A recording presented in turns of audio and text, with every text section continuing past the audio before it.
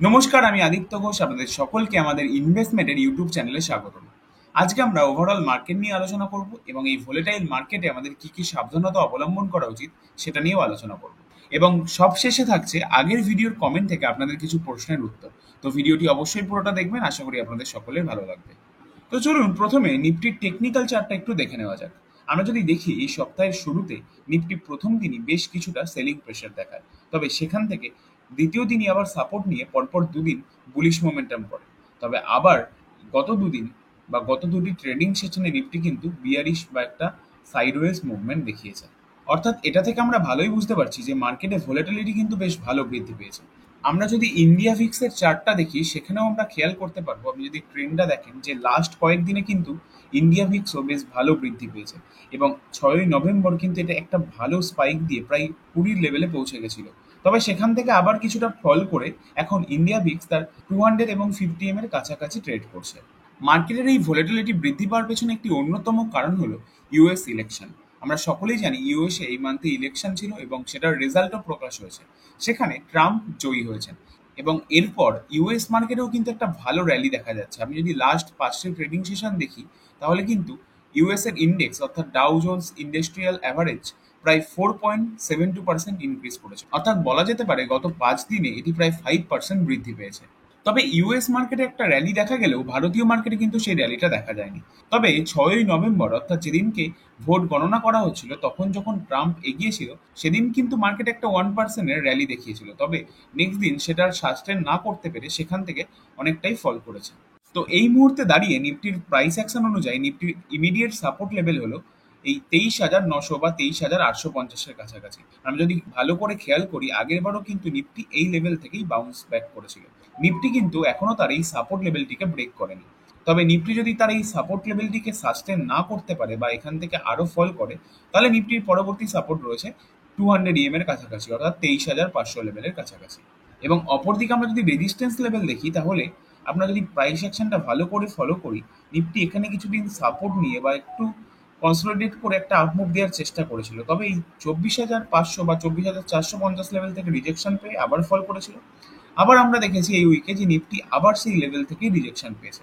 অর্থাৎ আমরা যদি নিফটিতে কোনো বুলিশ মোমেন্টাম আশা করি বা কোনো রিভার্সাল সাইন খোঁজার চেষ্টা করি, তাহলে কিন্তু নিফটিকে এই 24,500 বা এই 50 এর ওপরে ক্লোজিং দিতে হবে। তো এই পরিপ্রেক্ষিতে দাঁড়িয়ে মার্কেটে এখন কিছুটা আনসার্টেনিটি লক্ষ্য করা যাচ্ছে। তো নিফটি হয়তো এখানে কিছুটা টাইম স্পেন্ড করে তারপর তার এই লেভেলটিকে ব্রেক করতে পারে। তবে যদি নিফটি এই সাপোর্টটিকে না হোল্ড করতে পারে, নিফটি কিন্তু আরও কিছুটা নিচে আসতে পারে। কেন বলছি, চলুন একটু নিফটির ভ্যালুয়েশনটা দেখা যায়। আমরা যদি এই মুহূর্তে নিফটির প্রাইস টু আর্নিং রেশিও অর্থাৎ পিটা খেয়াল করি, সেটা চলছে 22-এর কাছাকাছি, যেটা কিন্তু তার 1 ইয়ার অ্যাভারেজের থেকে কিছুটা কম, তবে একদম লোয়ে নয়। এবং তার 2 ইয়ার অ্যাভারেজ যদি আমরা দেখি, সেখানে কিন্তু এখন নিফটির পিটা প্রায় 2 ইয়ার অ্যাভারেজের কাছাকাছি ট্রেড করছে বলা যেতে পারে। তো সেক্ষেত্রে দাঁড়িয়ে আমরা কিন্তু নিফটি ফিফটিকে যে একদম আন্ডার ভ্যালুড সেটা বলতে পারি না। নিফটি এখন তার অ্যাভারেজের কাছাকাছি ট্রেড করছে, এটা আমরা বলতেই পারি। আপনি যদি এই চার্টটি দেখেন, এখানেও আপনি খেয়াল করবেন, এই যে 26শে সেপ্টেম্বর যখন নিফটি হাই তৈরি করেছিল, তখন নিফটির পিই ছিল প্রায় 24.38, অর্থাৎ যেটা তার অল টাইম হাইয়ের কাছাকাছি। সেখান থেকে কিন্তু তার পিইটা অনেকটাই ফল করেছে। তবে এখনো ফার্দার ফলেরও কিন্তু জায়গা রয়েছে। তাই আমরা এই মুহূর্তে দাঁড়িয়ে নিফটিকে আন্ডার ভ্যালুড বলবো না। আমরা অ্যাভারেজের কাছাকাছি বা তার হিস্টোরিক্যাল অ্যাভারেজের কাছাকাছি পিইতে ট্রেড করছে বলা যেতে পারে। আমরা যদি নিফটির ইপিএস চার্টটি খেয়াল করি, তাহলে আমরা দেখতে পারবো লাস্ট কয়েকদিন ধরে কিন্তু নিফটির ইপিএসে তেমন কোনো গ্রোথ আসেনি। তবে 8 তারিখ নিফটি ফিফটির একটি বড় কোম্পানি স্টেট ব্যাংক অফ ইন্ডিয়ার রেজাল্ট বেরোনোর কারণে নিফটির ইপিএস কিছুটা বৃদ্ধি পেয়েছে, যেটা কিন্তু একটা ভালো সাইন বলা যেতে পারে। তো অ্যাজ পার ভ্যালুয়েশনও কিন্তু নিফটি এখনো কিছুটা কারেক্ট হলেও হতে পারে। তবে নিফটির একটি গুরুত্বপূর্ণ সাপোর্ট লেভেল কিন্তু এই লেভেলটি। এটি যদি ব্রেক করে আমরা যদি 200 পর্যন্ত দেখি, নিফটি কিন্তু এখনো প্রায় অ্যারাউন্ড 3% ফল করতে পারে এখান থেকে। আমি কেন বলছি নিফটি এখনো ফল করতে পারে, তার একটি বড় কারণ হলো এফআইআই ডিআইআই ট্রেডিং অ্যাক্টিভিটি। আমরা যদি খুব ভালো করে খেয়াল করি, লাস্ট 1 উইকে এফআইআই প্রায় 19,637 কোটি টাকার সেলিং করেছে। এবং আমরা যদি ভালো করে খেয়াল করেন, 6 নভেম্বর যেদিনকে আমরা পজিটিভ মুভমেন্টটা দেখেছিলাম, সেদিনকে এফআইআই সেলিং করেছিল 4,445 কোটি টাকার, কিন্তু তার এগেনস্টে ডিআইআই বাইং করেছিল প্রায় 8,900 কোটি টাকার। এর কারণে আমরা কিন্তু মার্কেটে একটা পজিটিভ মুভমেন্ট দেখতে পেরেছিলাম। কিন্তু তারপর থেকে আমরা যদি দেখি, এফআইআই কিন্তু কন্টিনিউ সেলিং করে চলেছে। তার এগেনস্টে ডিআইআই কিন্তু অতটা বাইং করেনি। অর্থাৎ ডোমেস্টিক ইনস্টিটিউশনাল ইনভেস্টররাও কিন্তু এই মুহূর্তে ম্যাসিভ বাইং করছে না। আর এবং লাস্ট 1 উইকের আপনি যদি ট্রেন্ডটা দেখেন, লাস্ট 1 উইকে এফআইআই সেল করেছে 19,000 কোটি টাকা, তার এগেনস্টে ডিআইআই বাই করেছে 14,391 কোটি টাকা, যেটা কিন্তু একটা ডিফারেন্স রয়েছে। খুব কম বলবো না, বাট ডিফারেন্স কিন্তু অনেকটাই রয়েছে। এই যে আমরা যদি মান্থলি ডেটা দেখি, এফআইআই কিন্তু অক্টোবরেও একটা ম্যাসিভ সেলিং করেছে, যেটা আমি 2 সপ্তাহ আগের ভিডিওতেও আপনাদের সাথে আলোচনা করেছিলাম। তবে তার এগেনস্টে ডিআইআইও কিন্তু বেশ ভালো বাইং করেছিল। আপনি ডিফারেন্সটা দেখেন, মানে 1 লাখ টাকার উপরে প্রায় 7,000-এর কাছাকাছি ডিফারেন্স। কিন্তু আপনি যদি নভেম্বরের এই লাস্ট 10টা দিনের ট্রেডিং সেশনের কথাই দেখেন, সেক্ষেত্রে দেখুন এফআইআই সেলিং করেছে 20,000 কোটি টাকার কাছাকাছি, তার এগেনস্টে ডিআইআই বাই করেছে মাত্র 14,000 কোটি টাকা। অর্থাৎ 20,000 কোটি টাকাতেই কিন্তু 6,000 টাকার গ্যাপ, অর্থাৎ পার্সেন্টেজ ওয়াইজ কিন্তু এটা অনেকটাই কম। এই কারণেই কিন্তু আমরা এক্সপেক্ট করছি যে নিফটি এখান থেকেও কিছুটা ফল করলেও করতে পারে। কারণ এইভাবে যদি এফআইআইটা কন্টিনিউ সেলিং করতে থাকে, আমরা কিন্তু মার্কেটে একটা শর্ট টার্ম প্রেশার লক্ষ্য করতে পারি। তো চলুন দেখে নেওয়া যাক এমন 5টা মিস্টেক যেটা আমরা ডাউন ট্রেন্ড বা ভোলেটাইল মার্কেটে করে থাকি। Buy after a base complete, অর্থাৎ একটা বেস তৈরি হওয়ার পরেই আপনি বাইং করুন। এরকম ডাউন ট্রেন্ড মার্কেটে আমরা অনেকেই কি ভুলটা করে থাকি, যে একটি স্টক যখন ডাউন ট্রেন্ডে রয়েছে বা কন্টিনিউয়াস ফল করছে, তখন সেটাকে আমরা কেনার চেষ্টা করি বা যে কোনো লেভেলেই বাই করি। যেমন আমি যদি এক্সাম্পল দিই, টাটা মোটরস। আপনি যদি টাটা মোটরসের স্টকটি ডেলি টাইম ফ্রেমটি দেখেন, স্টকটা কিন্তু একটা কন্টিনিউয়াস ডাউন ট্রেন্ডে রয়েছে এবং তার 200 এর এখানেও কিছুটা সাপোর্ট তৈরি করে কিন্তু আবার ফল দেখিয়ে চলেছে। অর্থাৎ আমরা যদি এই সময় স্টকটি কিনতাম বা এখান থেকে হাই লেভেল থেকে কিছুটা কারেক্ট হয়েছে বলে আমরা স্টকটা কিনতাম, আমরা কিন্তু এখন প্রায় 15%-এর একটা লসে থাকতাম। তো যতক্ষণ না স্টকটা তার ডাউন ট্রেন্ড পজ করে একটা বেস তৈরি করছে বা সেখান থেকে কিছুটা রিভার্সাল প্যাটার্ন দেখাচ্ছে, ততক্ষণ সেই কোনো স্টকে এন্ট্রি না নেওয়াই ভালো। অপরদিকে আমরা যদি বিড়লা সফটের ডেলি টাইম ফ্রেম দেখি, স্টকটা কিন্তু এখানে একটা ভালো বেস তৈরি করেছে। অর্থাৎ আমরা দেখতে পাচ্ছি স্টকটা কিন্তু আগেও এখান থেকে কয়েকবার রিজেকশন নিয়েছে বা কয়েকবার সাপোর্ট নিয়েছে। তো সেক্ষেত্রে এই লেভেলটা কিন্তু এই স্টকটার পক্ষে একটি স্ট্রং সাপোর্ট জোন, এবং এখানে এসে যদি স্টকটা একটা বেস তৈরি করে, অর্থাৎ কিছুদিন টাইম স্পেন্ড করে কোনো রিভার্সাল প্যাটার্ন দেখায়, আমরা কিন্তু এটা আমাদের ওয়াচ লিস্টে অ্যাড করতে পারি। তবে এই স্টকগুলোকে একদমই রেকমেন্ডেশন হিসেবে নেবেন না, আমি কিন্তু আপনাদের জাস্ট টেকনিক্যালগুলো দেখানোর জন্যই স্টকগুলো নিয়ে আলোচনা করছি। অ্যাভয়েড এভরি ব্রেকআউট, অর্থাৎ এই ডাউন ট্রেন্ড বা ভোলেটাইল মার্কেটে আমরা অনেক স্টকে কিন্তু ব্রেকআউট লক্ষ্য করতে পারি, কিন্তু মার্কেট যখন ওভারঅল আপ ট্রেন্ডে থাকে তখন আমরা দেখতে পারি বেশিরভাগ স্টকই ফ্রেশ ব্রেকআউট দিয়ে, সেটা যদি ফান্ডামেন্টালি স্ট্রং হয়, ম্যাক্সিমাম টাইমই তারা কিন্তু আবার হায়ার হাই তৈরি করে।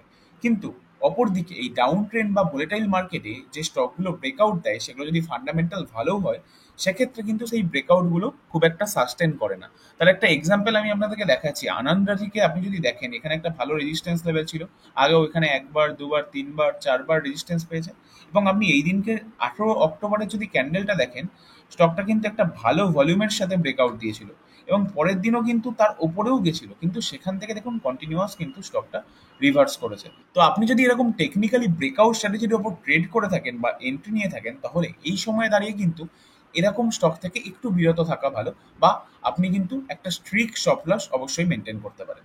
এর সঙ্গেই সম্পর্কযুক্ত আমাদের পরবর্তী point, don't convert your short term position in long term.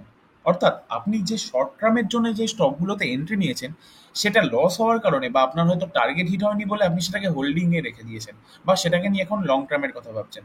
আমি একটা এক্সাম্পল দিয়ে বোঝাই, আপনারা ভালো বুঝতে পারবেন। আমি এই স্টকটাতেই আপনাদেরকে একটা উদাহরণ দিয়ে বোঝাচ্ছি। ধরুন আপনি একটি শর্ট টার্ম ট্রেডার এবং আপনি শর্ট টার্মের জন্য শুধু টেকনিক্যালি দেখে এই আনন্দ রাঠির ব্রেকআউটে এন্ট্রি নিয়েছেন। আপনি ভেবেছেন যে এখান থেকে হয়তো আপনি একটা 3-4% একটা টার্গেট নিয়ে বেরিয়ে যাবেন, তার এগেনস্টে আপনি হয়তো একটা স্টপ লসও রেখেছিলেন এই ক্যান্ডেলের লোতে। কিন্তু যখন স্টকটা ওভারঅল মার্কেট সেন্টিমেন্টের কারণে ফল করছে, তখন আপনি ওটাকে হোল্ডিং এ কনভার্ট করে নিয়েছেন। অর্থাৎ যেটা আপনার ভিউ ছিল যে এখান থেকে আপনি 4% টার্গেট নিয়ে বেরিয়ে যাবেন, তার এগেনস্টে হয়তো আপনি এখন মোর দ্যান 10% লসে রয়েছেন। তো এই মিস্টেকটা কিন্তু আমরা ম্যাক্সিমাম রিটেল ট্রেডারদের ক্ষেত্রেই দেখে থাকি, যে আমরা যখন প্রফিট হয় তখন তো খুব অল্প প্রফিটে বুক করে নিই, কিন্তু আমরা লস বুক করতে আমরা খুব ভয় পাই বা আমরা সেটাকে হোল্ডিং এ রেখে দিয়ে আমাদের সময় এবং ক্যাপিটালটাকে আটকে রাখি।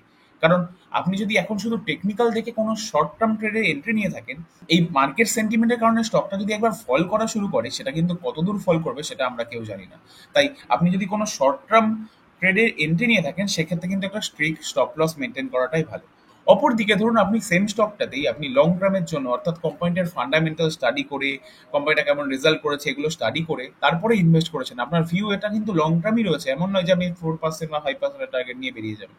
ঠিক আছে? তো সেক্ষেত্রে আপনি যদি একটা ফান্ডামেন্টাল স্ট্রং কোম্পানিতে এন্ট্রি নিয়ে থাকেন এবং সেটা যদি মার্কেট সেন্টিমেন্টের কারণে ফল করে, অর্থাৎ ওভারঅল কোম্পানিটাতে হয়তো ফান্ডামেন্টালি খুব ভালো বা ভালো রেজাল্টও করেছে, কিন্তু মার্কেট সেন্টিমেন্ট যেহেতু নেগেটিভ, সেই কারণে যদি স্টকটাকে ফল করে, সেক্ষেত্রে কিন্তু আপনি স্টপ লস মেনটেন না করতেও পারেন বা স্টপ লস মেনটেন না করাই ভালো। কারণ আপনার যদি স্টকটার উপরে বিশ্বাস থাকে বা ওই ব্যবসাটা আপনি যদি অ্যানালাইসিস করে দেখেন যে এটা ফিউচারে গ্রো করতে চলেছে, সেক্ষেত্রে আপনি নো ডাউট স্টকটাকে হোল্ড করতে পারেন। যদি স্টকটা একটা ভালো সাপোর্ট লেভেলে একটা বেস তৈরি করে, তখন কিন্তু আপনি সেটাকে অ্যাভারেজ করারও চিন্তা ভাবনা করতে পারেন। তবে অবশ্যই একটা কথা সবসময় খেয়াল রাখবেন যে অ্যাভারেজ করার সময় আপনি কিন্তু একটা স্টকে আপনার পোর্টফোলিওর ম্যাক্সিমাম 5 থেকে 7% অ্যালট করবেন। কারণ আমরা যদি অ্যাভারেজ করতে করতে একটা স্টকে অ্যালটমেন্ট এতটাই বাড়িয়ে দিই যে একটা স্টকের উপরেই আমার পোর্টফোলিওর অনেকটা নির্ভর করছে, তখন কিন্তু সেটা একটা ডাইভার্সিফিকেশন রিস্ক থেকে যায়। কারণ তখন ওই কোম্পানিটা কেমন পারফরমেন্স করছে তার উপরেই আমার পোর্টফোলিওর ম্যাক্সিমামটা ডিপেন্ড করবে। তাই যারা হয়তো এই ফান্ডামেন্টাল স্টকগুলো যারা আপনাদের পোর্টফোলিওতে রয়েছে, আপনারা অ্যাভারেজ করার কথা ভাবছেন, আপনারা অল্প অল্প করে অ্যাকুমুলেট করলেও করতে পারেন যদি সেটা বেস তৈরি করে থাকে, একটা সাপোর্ট লেভেলে থাকে। তবে অ্যাভারেজ করতে গিয়ে এটাও খেয়াল রাখবেন যেন আপনার পোর্টফোলিও ডাইভার্সিফাই থাকে, অর্থাৎ একটা স্টকেই যেন বেশি অ্যালটমেন্ট না হয়ে যায়। Don't by every stock with low P. আমরা অনেকেই মনে করি কোনো স্টকের পি যদি লো হয় তার মানে সেটা ভ্যালুয়েশন ওয়াইজ অনেক সস্তায় পাওয়া যাচ্ছে। সেক্ষেত্রে আমি আপনাদেরকে একটা উদাহরণ দিয়ে দেখাবো, জেকে পেপার। আপনি যদি এই স্টকটির পি দেখেন মাত্র 9.51, অর্থাৎ 10-এর থেকেও কম। তবে আমি যদি স্টকটার হিস্টোরিক্যাল পির সাথে কম্পেয়ার করে দেখি, তাহলে আমরা দেখতে পারবো কোম্পানিটি এখন এই মুহূর্তে 9.5 পিতে ট্রেড করছে, কিন্তু কোম্পানিটির 5 ইয়ার্সের মিডিয়ান পি হলো 7.2, অর্থাৎ তার থেকে যথেষ্ট ওপরে। এবং আমি যদি লাস্ট 1 ইয়ারেও দেখি, লাস্ট 1 ইয়ারের অ্যাভারেজ পির থেকে কিন্তু কোম্পানিটি বেশ ভালো ওপরে ট্রেড করছে, অর্থাৎ হিস্টোরিক্যাল ভ্যালুয়েশনের থেকে কিন্তু প্রিমিয়াম ভ্যালুয়েশনে রয়েছে। তাই কোনো স্টক যে পি লো মানেই সেটা আন্ডার ভ্যালুড, এটা কিন্তু মনে করবেন না। তবে ফান্ডামেন্টালি কোনো স্ট্রং কোম্পানি যদি তার অ্যাভারেজ পির থেকে কমে ট্রেড করে, বা আপনি যেটা ওয়াচ লিস্টে অলরেডি রেখে দিয়েছেন সেগুলোর যদি ভ্যালুয়েশন একটু আগের থেকে কমে, সেক্ষেত্রে আপনি এটাকে অ্যাভারেজ করার কথা কিন্তু ভাবতে পারেন। তবে আগে যে পয়েন্টগুলো আলোচনা করলাম সেগুলোও মাথায় রাখবেন। মানে অ্যাভারেজ করা মানে কিন্তু একটুখানি ফল হওয়া মানেই অ্যাভারেজ করা সেই লেভেলে সেটা কিন্তু নয়। একটু সময় দিন, মার্কেট এখন একটু ভোলাটাইল রয়েছে, একটু আনসার্টেনিটি রয়েছে, হয়তো মার্কেট এখান থেকে উপরে চলে যেতে পারে, বাট একটা ফলো আসতে পারে, বা হয়তো এখানে কিছুটা টাইম স্পেন্ড করতে পারে। সেই অনুযায়ী আপনি যে আপনার টোটাল পোর্টফোলিওর যে ইনভেস্টমেন্ট অ্যামাউন্টটা রয়েছে সেটা অল্প অল্প করে চাইলে ইনভেস্টমেন্ট করতে পারেন, আবার চাইলে কিছুটা সময় হোল্ড করেও থাকতে পারেন। Avoid 52 week low stock. আমরা অনেকেই মনে করি যে যে স্টকগুলি 52 উইক লোতে ট্রেড করছে, অর্থাৎ গত 1 বছরের সব থেকে কম দামে ট্রেড করছে, সেগুলো হয়তো এখন বেশ সস্তায় রয়েছে, বা এগুলো যদি এখান থেকে কিছুটা উপরে যায় আমরা হয়তো এখান থেকে বেশ ভালো রিটার্ন কামাতে পারবো। তবে আপনাদেরকে একটা কথা অবশ্যই মাথায় রাখতে হবে যে একটা স্টক তখনই 52 উইক লোতে ট্রেড করে যখন তার বিজনেসে কোনো প্রবলেম চলছে, বা ফান্ডামেন্টালি যদি সেই স্টকটাতে কোনো উইকনেস থাকে। তো যে কোনো 52 উইক লো স্টকে এন্ট্রি নেওয়ার আগে বা এন্ট্রি নেওয়ার কথা ভাবার আগে অবশ্যই সেটা কিন্তু ডিটেলস ফান্ডামেন্টাল স্টাডি করে নেবেন যে কেন স্টকটি 52 উইক লোতে রয়েছে, এবং কেন আপনি মনে করছেন যে এখান থেকে সেই স্টকটি ভবিষ্যতে দাম বাড়তে পারে। তো সবশেষে একটা কথাই বলবো, যে আপনারা অনেকেই রয়েছেন যারা নতুন স্টক মার্কেটে এসেছেন, অর্থাৎ কোভিডের র্যালির থেকে আপনাদের ইনভেস্টিং জার্নি শুরু হয়েছে। আপনারা যারা 2020-র ফল দেখেননি, বা এরকম ফল আগে খুব বেশি দেখেননি, বা এভাবে হিউজ এফআইআই সেলিংও দেখেননি, তারা হয়তো অনেকেই এখন ভয় পাচ্ছেন বা মনে করছেন যে আগেও কি স্টকগুলো এখান থেকে উপরে যাবে, বা নিফটি ফিফটি কি উপরে যাবে। তো আপনাদের সকলের ক্ষেত্রেই বলে রাখি, মার্কেটের কিন্তু এটাই নিয়ম, বা মার্কেটের নেচার যদি আমি বলি, মার্কেট যেরকম র্যালিও করে, সেরকম কিছুদিন একটা ডাউন ট্রেন্ড দেখে বা একটা জায়গায় বেস তৈরি করে আবার ফার্দার রান করে। আমি আগের দিনও দেখিয়েছি, আজকেও আপনাদেরকে দেখাতে পারি। এখানেও দেখুন মার্কেট কিছুটা ফল করেছে, আবার এখান থেকে রিকভার করেছে। তার আগে আপনি যদি এখানেও দেখেন, এখানেও মার্কেট ফল করেছে, আবার রিকভারি করেছে। তো আমাদের এই মুহূর্তে আপনি আপনার যে মিউচুয়াল ফান্ডে এসআইপি রয়েছে সেগুলো কন্টিনিউ রাখতে পারেন, আপনার যে পোর্টফোলিও রয়েছে লং টার্মের সেগুলোকে ভালো করে স্টাডি করতে পারেন। সব থেকে বেশি যেটা ফোকাস করা দরকার এই সময় দাঁড়িয়ে, আপনাদের লার্নিং এ ফোকাস করুন। নতুন কিছু শেখার চেষ্টা করুন, যেটা আপনাদের ভবিষ্যতে আরো বেশি রিটার্ন কামাতে সাহায্য করবে। তো চলুন এবার আগের ভিডিও থেকে কিছু কমেন্টের প্রশ্নের উত্তর দেওয়া যাক। আগের ভিডিওতে একজন প্রশ্ন করেছিলেন টাটা মোটরস লং টার্মে হোল্ড করা উচিত। তো চলুন আমরা টাটা মোটরসের চার্টটা একটু ভালো করে অ্যানালাইসিস করে নিই। আমরা যদি ওভারঅল টাটা মোটরসের ডেলি টাইম ফ্রেমের চার্টটা দেখি, আমরা কিন্তু রিসেন্ট দেখতে পাচ্ছি স্টকটা 50 এবং 200 এর নিচে ট্রেড করছে, অর্থাৎ শর্ট টার্ম এবং লং টার্মে কিন্তু একটা উইকনেস লক্ষ্য করা যাচ্ছে টেকনিক্যালি। তবে এই লেভেলে কিন্তু টাটা মোটরস একটি সাপোর্ট লেভেল রয়েছে, যেটা আমরা বলতে পারি 790 এর কাছাকাছি। তো আমাদের দেখতে হবে স্টকটা এই সাপোর্ট লেভেলে কেমন রিয়াক্ট করে। এবং আপনি যদি ওভারঅল লং টার্মের ভিউ বলেন, ফান্ডামেন্টাল দিক থেকে স্টকটা বেশ ভালো জায়গাতেই রয়েছে। রিসেন্ট কোয়ার্টারের রেজাল্টটা হয়তো একটু উইক হয়েছে, ওর জন্যই আরও ফলটা আসছে, এবং ওভারঅল মার্কেট সেন্টিমেন্টও কিছুটা কারণ এই ফলের। এবার আপনি যদি লং টার্মে খেয়াল করে দেখেন স্টকটা অলরেডি একটা হিউজ র্যালি করেছে। তো এতটা র্যালি করার পর কিন্তু যে কোনো স্টকই কিছুটা একটু সময় নেয় আবার নতুন র্যালি করতে, বা এখানে হয়তো কিছুটা কনসলিডেট করার পর স্টকটা আবার আমরা নতুন র্যালি দেখতে পারি। তো আপনি যদি স্টকটা লং টার্মের জন্য নিয়ে থাকেন তাহলে আপনি এই মুহূর্তে হোল্ড করতে পারেন। আর আপনি যদি অ্যাভারেজ করার কথা ভাবেন অবশ্যই আগে দেখুন স্টকটা কিরকম লেভেলে গিয়ে একটা বেস তৈরি করে, সেখান থেকে যদি কোনো রিভার্সাল সাইন পান আপনি অবশ্যই অ্যাভারেজ করার কথাও ভাবতে পারেন।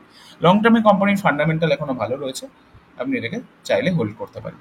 তো আরেকজন কমেন্ট করেছেন, স্যার আইআরএফসি সম্বন্ধে বলুন। এই আইআরএফসি স্টকটা নিয়ে আরো অনেকেই কমেন্ট করেছেন, তো চলুন স্টকটা একটু দেখে নেওয়া যাক। তো আমরা যদি আইআরএফসি টেকনিক্যাল চার্টটা দেখি, স্টকটা 220-র কাছে অল টাইম হাই তৈরি করার পর একটা কন্টিনিউয়াস সেলিং প্রেশার লক্ষ্য করা গেছে, এবং তার 200 ইএমএস সাপোর্টকেও ব্রেক করে স্টকটা আরো ফল করেছিল, এবং সেটা তার প্রিভিয়াস সাপোর্ট লেভেল আপনি যদি দেখি 134-135-এর কাছাকাছি সাপোর্ট নিয়ে কিছুটা বাউন্স ব্যাক দেখিয়েছে।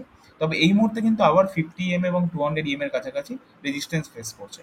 আমাদের এখন লক্ষ্য রাখতে হবে স্টকটা যদি এই 159 বা 160 লেভেলকে ব্রেক করে সাস্টেন করতে পারে তাহলে কিন্তু স্টকটাতে আবার কিছুটা র্যালি দেখলেও দেখা যেতে পারে। এবং আমরা যদি কোম্পানিটার একটু ফান্ডামেন্টালটা দেখি, কোম্পানিটি রিসেন্ট কোয়ার্টার রেজাল্টও বার করেছে, যেটা কিন্তু ইয়ার অন ইয়ার একটা গ্রোথ রয়েছে এবং প্রফিটেও কিন্তু একটা গ্রোথ রয়েছে। তবে এই ওভারঅল রেলওয়ে সেক্টরটা কিন্তু লাস্ট কয়েক মাসে বেশ ভালো র্যালি দেখিয়েছে, এবং সেটার মেন কারণ কিন্তু রিটেল সেন্টিমেন্ট। আপনি যদি দেখেন স্টকটা একটা সময় 34 টাকা থেকে 220 টাকা, মানে একটা ম্যাসিভ র্যালি দেখিয়েছে। তবে আমরা যদি ভ্যালুয়েশন এক্সপেক্টে কোম্পানিটাকে দেখি, কোম্পানিটির লাস্ট 3 ইয়ার্সের মিডিয়ান পি রয়েছে 6.7, তবে কোম্পানিটি এখন ট্রেড করছে 29.8 পিতে, অর্থাৎ প্রায় 30-র কাছাকাছি। অর্থাৎ আমরা বুঝতে পারছি যে মার্কেটে কিন্তু এর ভ্যালুয়েশনটা অনেক প্রিমিয়াম ভ্যালুয়েশনে, অর্থাৎ তার হিস্টোরিক্যাল অ্যাভারেজের থেকে কিন্তু অনেকটা প্রিমিয়াম ভ্যালুয়েশনে ট্রেড করছে। তো আজকের মতো ভিডিওটা এখানেই শেষ করছি। ভিডিওটি ভালো লাগলে অবশ্যই একটি লাইক করতে ভুলবেন না, এবং আপনাদের যা প্রশ্ন আছে আমাদের কমেন্ট করে অবশ্যই জানাবেন।